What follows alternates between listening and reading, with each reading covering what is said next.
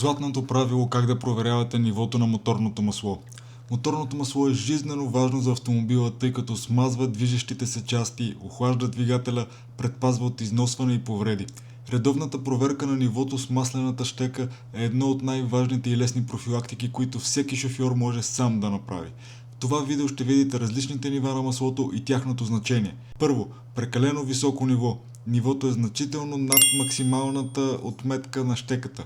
Рискът какъв е? Коляновия вал разбива маслото, получава се аерация или разпенване, влошават се смазочните свойства. Това може да доведе до сериозни повреди на двигателя. 2. Безопасно нормално ниво.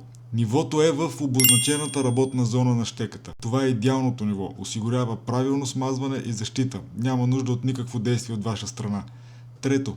Ниско ниво. Показанията са, че нивото е близо до минималната отметка. Трябва да долеете масло възможно най-скоро. Не отлагайте, за да избегнете риска.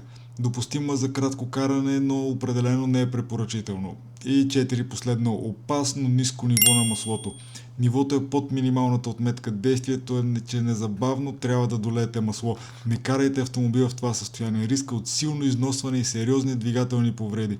Нашия професионален съвет за точна проверка какъв е? За да бъдат най-точни резултатите, следвайте тези стъпки. Паркирайте на равен терен. Изчакайте 5-10 минути, за да се оттече маслото в картера. Извадете щеката, избрашете я, поставете я до край и после я извадете отново. Отчетете нивото и вижте какво показва. Запазете това видео, защото може да ви спести много скъпи ремонти и споделете с приятел, който не проверява редовно маслото. Последвайте ни за още съвети от автомотосвета.